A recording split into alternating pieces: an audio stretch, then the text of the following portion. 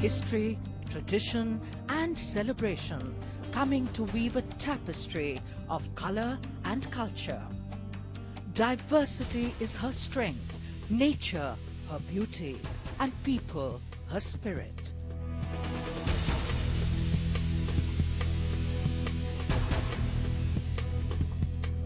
Her moods enthrall, the pace of technology, the peace of dawn.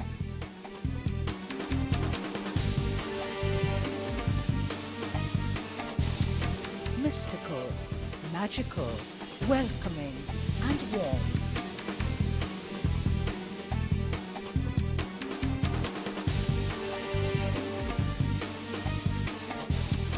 Experience her to truly see that she is much more than a city.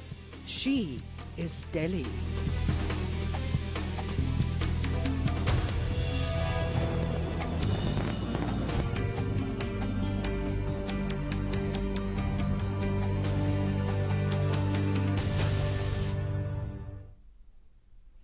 तो हम तमाम हिंदुस्तानियों की यही कामना है कि हमारा देश विकसित बने, प्रगति के मार्ग पर आगे चलता चला जाए और इसी में बहुत हाथ बटाता है हमारा ट्रेड यानी कि हमारा व्यवसाय। लेकिन ऐसे में ये सुनिश्चित करना बहुत जरूरी है कि एक फेयर प्रैक्टिस हो, सभी को समान रूप से अवसर मिले और कहीं भी कोई गलत तरह का काम ना हो। यही सुनिश्चित करता है कंपटीशन कमीशन ऑफ इंडिया। इसी पर और जानकारी देने के लिए दो खास मेहमान हमारे साथ हैं। आइए स्वागत करते हैं। हमारे साथ डॉक्टर ए दीदार सिंह हैं जो सेक्रेटरी जनरल हैं फिक्की के। सर बहुत स्वागत है आपका। और साथ में मिस्टर धनेंद्र कुमार जो फाउंडर चेयरमैन है कंपटीशन कमीशन ऑफ इंडिया के और साथ ही चीफ मेंटोर हैं स्कूल ऑफ कंपटीशन लॉ के। सर मिस्टर कुमार आपका भी बहुत स्वागत है। सर पहले मैं आपसे जानना चाहूंगी कि ट्रेड एसोसिएशंस हम बहुत देखने में हमें मिलती हैं, तो ऐसे में आप ये कैसे सुनिश्चित करते हैं कि ये ट्रेड एसोसिएशंस भी जो सारे कायदे कानून है उसके अंदर रहते हुए ही काम करें? देखिए, किसी देश में जो ट्रेड चले या इंडस्ट्री चले, बिजनेस चले, अगर वो कानून के साथ नहीं चलेगा तो वो ट्रेड नहीं रहा। फिर ट्रेड एसोसिएशंस जो बनती हैं, और खाली हमारे देश में नहीं है, पूरी इनफैक्ट शुरू हुई थी यूरोप में, अमेरिका से, उस तरफ से आके फिर इंडिया में शुरू होनी कहीं। ये एसोसिएशंस एक फॉर्म लिया इन्होंने कि जो मेंबर्स होते हैं, जो ट्रेडर्स होते हैं और जो बिजनेस के लोग होते हैं, वो साथ में मिलके अपनी तरक्की और देश की तरक्की, इकोनॉमी की तरक्की की तरफ अपना काम करें। इस बेसिस के ऊपर ये फॉर्म होती हैं। तो डेफिनेटली उनको with in the law of the land चलना है। अगर वो with in law of land में नहीं चलेंगे तो ऑब्वियसली उसके अंदर प्रॉब्लम रहेगा। और हमारी बिल्कुल कोशिश रहती है, जैसे हमारी ऑर्गेनाइजेशन है FICCI, federation of Indian chambers commerce and industry, ये 1927 में फॉर्म हुई थी, तो बहुत पुरानी ऑर्गेनाइजेशन है, बहुत से इसके मेंबर हैं। और डेफिनेटली इसका ऑब्जेक्टिव ही रहा है कि विद इन द लॉ चले और देश की तरक्की के लिए चले। राइट। और मिस्टर कुमार, ऐसे में कई बार क्या ऐसा भी देखने में आता है कि जब ट्रेड एसोसिएशंस चल रहे हैं तो अपने मुनाफे के लिए, जाहिर है अपनी सहूलियत के, उन्होंने कुछ नियम बनाए, कुछ कायदे बनाए, ऐसे में अननोइंगली ही वो ऐसा कुछ कर रहे हों कि जिससे कि कुछ गलत हो रहा है? सबसे पहले तो मैं आपके सभी दर्शकों को स्वतंत्रता दिवस की हार्दिक शुभकामनाएं देना चाहूंगा। आपने बहुत सही प्रश्न पूछा। हमारे देश में कंपटीशन एक्ट 2009 में सही रूप में लागू हुआ था, जिस वक्त ये section 3 anti competitive agreement, section 4 abuse of dominance, ये लागू करके ये कहा गया था कि अगर कोई इस प्रकार की प्रैक्टिसेस हैं तो वो गैर कानूनी होंगी। और उसके बाद कई फैसले आए कंपटीशन कमीशन के, जिसमें कि बहुत हैवी फाइन्स लगाए गए उन लोगों पर जो इनकी अवहेलना कर रहे थे। सबसे बड़ा फाइन तो आपको पता है सीमेंट सेक्टर में लगा, जिसमें कि उन्होंने कार्टेलाइजेशन के अंतर्गत, एलिज्ड कार्टेलाइजेशन में लोग कीमतें एक तरीके से निश्चित की थी और टेरिटरीज के ऊपर भी डिस्कशन किया था। 6000 करोड़ का उनके ऊपर फाइन लगा। बहुत सारे और पेपर के, टायर्स के और दवाइयों के, बहुत सारे और मामलों में, फिल्म्स और तरह तरह के फाइन्स लगाए गए। दिक्कत क्या है कि हमारे यहाँ पर सिर्फ 5 साल हुए हैं इस एक्ट को आए हुए, लिहाजा इसकी जानकारी भी पूरी नहीं है। तो जो ट्रेड एसोसिएशंस हमारे यहाँ दशकों से, बल्कि सदियों से काम कर रही हैं, कोई जानबूझकर कानून की अवहेलना नहीं करता। राइट। जानकारी भी पूरी नहीं है, कौन सी चीजें कर सकते हैं, कौन सी चीजें नहीं कर सकते। जैसे ट्रेड एसोसिएशन की मीटिंग होती है तो उस वक्त अगर वो कोई भी बात ऐसी डिस्कस करें कि इस ट्रेड में क्या फायदा हो रहा है, क्या नुकसान हो रहा है, कीमतें कितनी कम हो रही हैं, बढ़ा दी जाए थोड़ी, प्रोडक्शन कम हो रहा है, प्रोडक्शन को कैसे किया जाए, मतलब बहुत सारी चीजें ऐसी हैं जो कीमतों के बारे में, प्रोडक्शन के बारे में, डिस्ट्रीब्यूशन के बारे में, टेरिटरीज के बारे में जो डिस्कशन हो जाता है वो इनोसेंटली कर लें, लेकिन वो गैर कानूनी है, क्योंकि अल्टीमेटली उसका असर व्यवसाय पर पड़ता है और जो कंज्यूमर होता है वो उसको कुल मिलाकर उसका नुकसान हो सकता है। मैं आपको बताऊं कि ये 1776 में एडम स्मिथ जो इकोनॉमिस्ट काफी बड़े हुए हैं, मूल इसके थे, तो उन्होंने ये कहा था कि जब कभी ट्रेड के व्यवसाय के एक प्रकार के लोग मिलते हैं जो ऐसे कॉम्पिटिटर होते हैं, तो वो कोई भी बात ऐसी गैदरिंग में ऐसी जरूर होगी जो कंज्यूमर्स के खिलाफ होगी। तो लिहाजा ये बहुत जरूरी है कि वो बहुत केयरफुल रहें, अपना एजेंडा पहले से सुनिश्चित कर लें कि क्या उन्होंने डिस्कस करना है, क्या कर सकते हैं, क्या नहीं कर सकते, इसकी पूरी जानकारी हो। तो डॉक्टर सिंह, क्या ऐसे में ये नहीं होना चाहिए कि जो एसोसिएशन पहले से बने हुए हैं लंबे वक्त से, उनका भी समय है कि अब उनको थोड़ा अवेयर किया जाए, उनको बताया जाए कि क्या सही है, क्या उनके दायरे में आता है, क्या उनके दायरे से बाहर है, या जिन एसोसिएशन का गठन अभी हो रहा है तो उनको भी ये नॉलेज या अवेयरनेस दी जाए? डेफिनेटली ऐसी नॉलेज तो होनी चाहिए, मगर पहले मैं एक सर का कुछ एक पॉइंट जरा लूंगा। बोला कि जब मार्केट के बारे में सोचा जाता है और एसोसिएशन मेंबर्स ट्रेडर्स साथ आते हैं तो वो कभी कभी ऐसी बात भी कर सकते हैं जो गैर कानूनी हो, मगर I want to step back a little bit. Trade associations क्यों होती हैं? ट्रेड एसोसिएशंस होती हैं या बनाई गई हैं इतनी शताब्दियों से basically for the interest of a particular trade और अ सेक्टर और एन एरिया, जिसके अंदर basis of that work is actually competition. क्योंकि अगर मार्केट इकोनॉमी ना ठीक चले तो ट्रेड और इंडस्ट्री ठीक चल ही नहीं सकती। So therefore in my opinion the very basis of the functioning of a trade association और let us say a business body is really to bring more competition. और हमारा जो ये मार्केट इकोनॉमी की जो हम बात करते रहते हैं, इसके बारे में बिल्कुल मैं एक स्पेसिफाई करूंगा कि हम बिजनेस फ्रेंडली एनवायरनमेंट नहीं मांगते, हम मार्केट फ्रेंडली एनवायरनमेंट मांगते हैं। और वो मार्केट फ्रेंडली जो एनवायरनमेंट है उसके बहुत से भाग होते हैं और एक भाग उसमें कानून है। Definitely without the provision of things like competition, things like the question of जो भी हम देख लें, चाहे हमारे एग्रीकल्चर के एरिया में है, चाहे इंडस्ट्री के एरिया में, चाहे सर्विसेज के एरिया में, टैक्सेशन भी उसके अंदर शामिल है, सर्विस टैक्स फॉर एग्जांपल इसमें शामिल है। उसमें बहुत से जजमेंट्स भी आए हैं, उससे बहुत से लॉज भी बने हैं to create a competitive environment. और मुझे लगता है कि उस कंपेटिटिव एनवायरनमेंट में इंडस्ट्री का बिल्कुल कंप्लीट भाग है। अवेयरनेस की बात जो सर ने करी बिल्कुल ठीक करी है कि कभी कभी ट्रेड एसोसिएशंस के मीटिंग में, स्पेशली जो सेक्टरल होती, हमारी तो सेक्टरल नहीं है, हमारी तो हम लोग कोई 70 सेक्टर्स में डील करते हैं because FICCI is a large federation of different organisations. मगर कोई अगर स्पेसिफिक ऑर्गेनाइजेशन है जो खाली एक ही ट्रेड या एक ही प्रोडक्ट के ऊपर काम कर रही है, उसमें हो सकता है कि कभी बात में उनको वो समझ ना पाए, एक दूसरी चीजें डेटा शेयर कर लें जो अनकंपेटिटिव प्रैक्टिसेस को लीड कर सकता है। तो ठीक बोला है कि ऑलवेज ये ऑब्जेक्टिव नहीं होता बट कभी लीड कर सकता है, तो वो नहीं होना चाहिए। तो ये बिल्कुल मैं मानता हूं कि इसमें कैपेसिटी बिल्ड करना, इसमें अवेयरनेस लाना बिल्कुल जरूरी है। और हमारे जैसे फिक्की में हम इसके ऊपर काम करते हैं, हमारी अपनी एक पूरी कॉर्पोरेट लॉ की एक डिवीजन है जो ये सब रूल्स, रेगुलेशंस, डूज डोंट्स को मेंबर्स के साथ शेयर करती है और बताती है कि क्या करना चाहिए, क्या नहीं करना चाहिए। जी। और मिस्टर कुमार, यहाँ हम ट्रेड एसोसिएशन की यानी एक बॉडी की बात कर रहे हैं, लेकिन उसके जो मेंबर्स हैं, जो इंडिविजुअल्स हैं, क्या उनके खिलाफ भी कार्रवाई हो सकती है?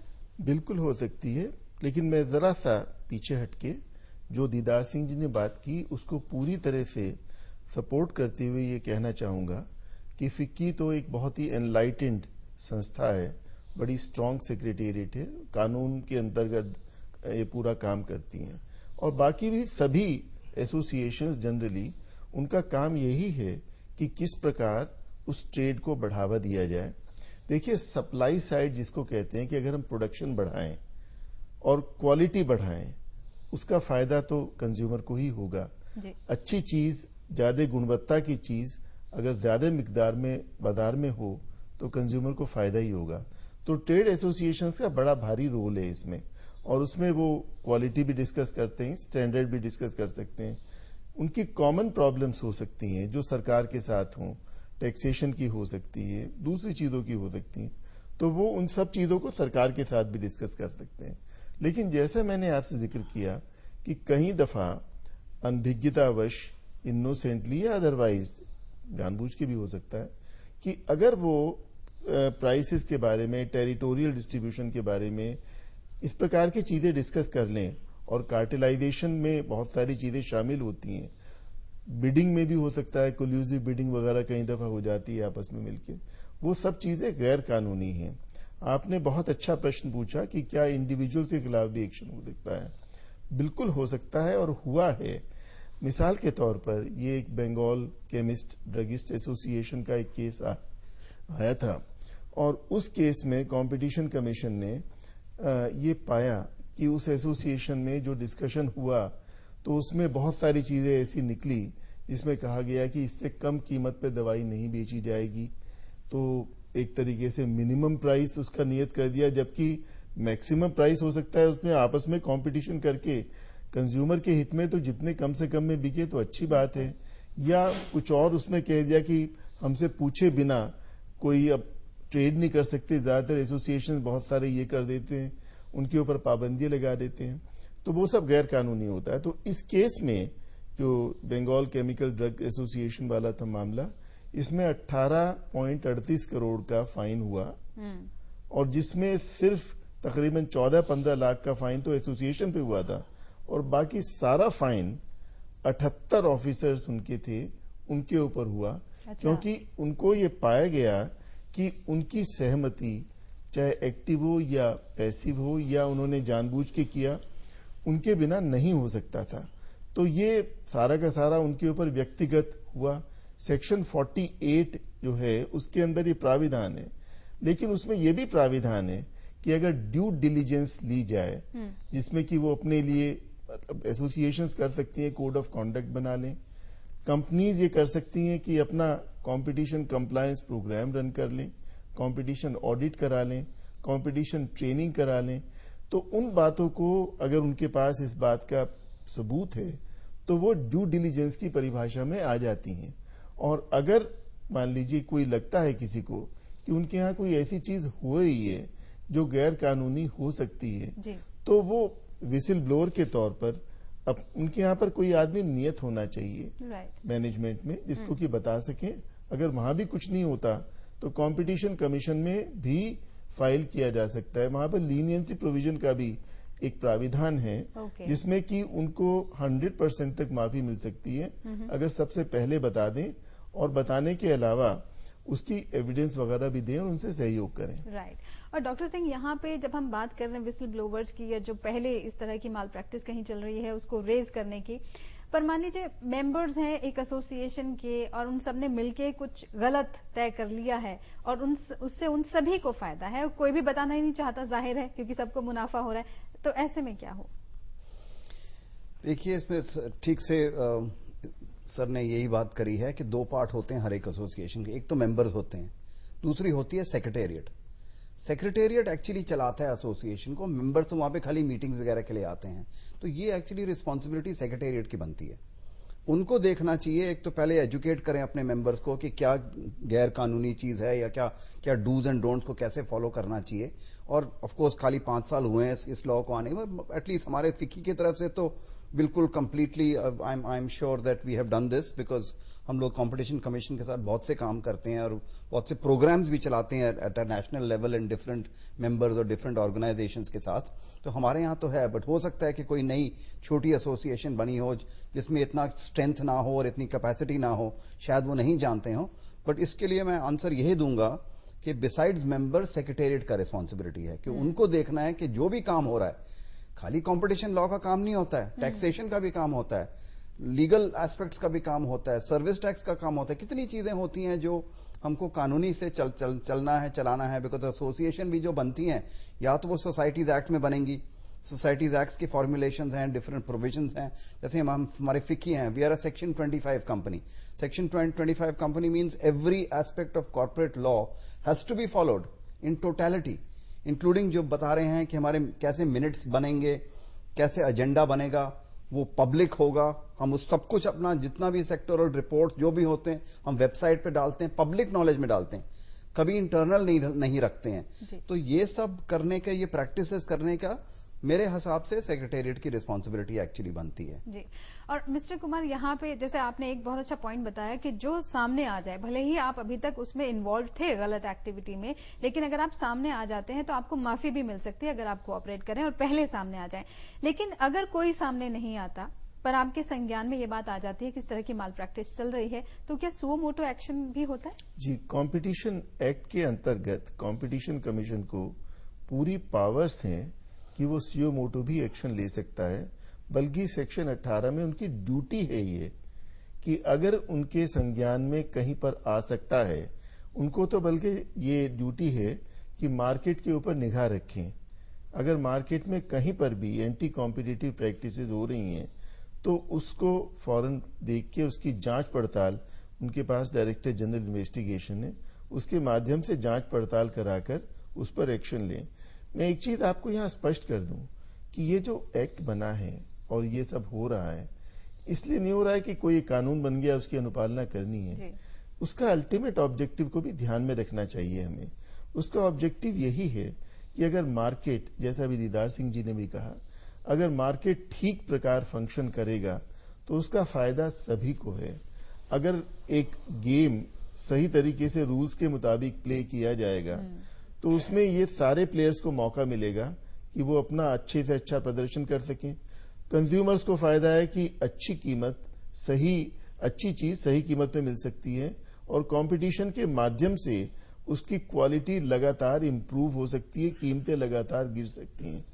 इंडस्ट्री और बिजनेस वो भी एक्चुअली कंज्यूमर्स हैं, चाहे वो सर्विसेज के हों, चाहे वो इंटरमीडिएट गुड्स के हों। तो उनको भी अगर अच्छी क्वालिटी की चीजें कम कीमत पे मिलें तो उनको भी फाइनल प्रोडक्ट बेहतर देने में सुविधा होगी।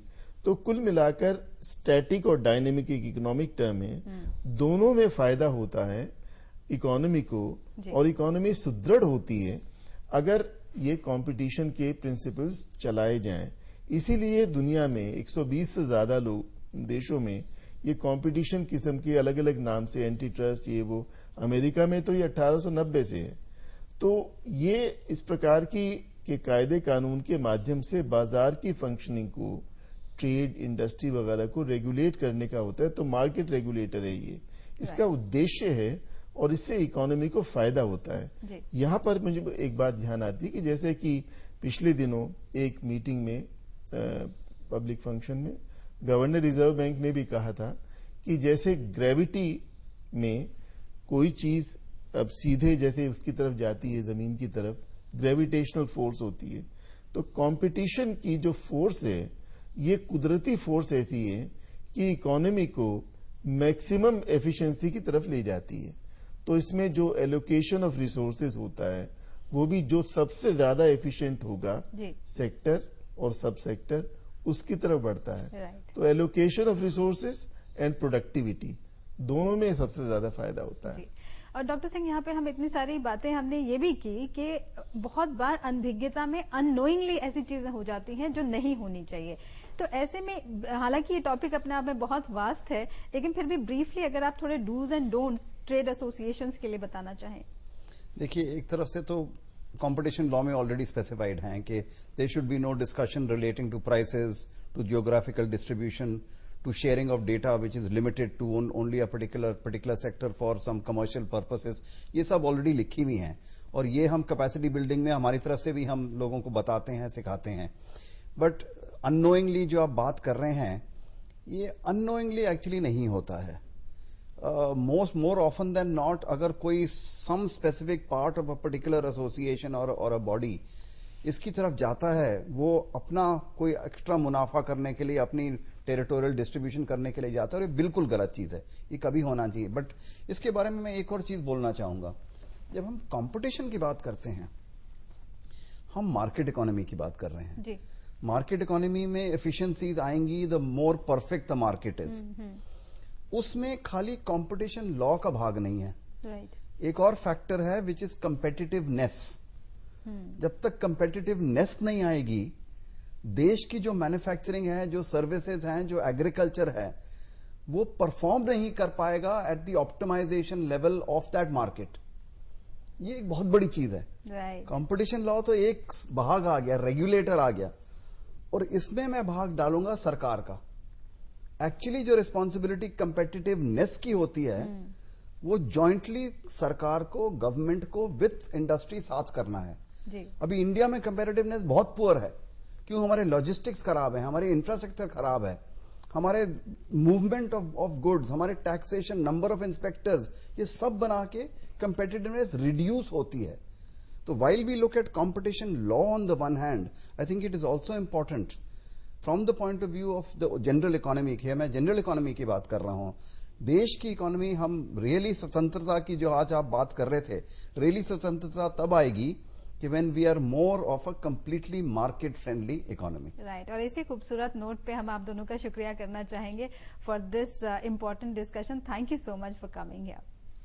नमस्कार जी, thank you so much. Thank you so much. हमें इजाजत दें, अपना ख्याल रखें, नमस्कार।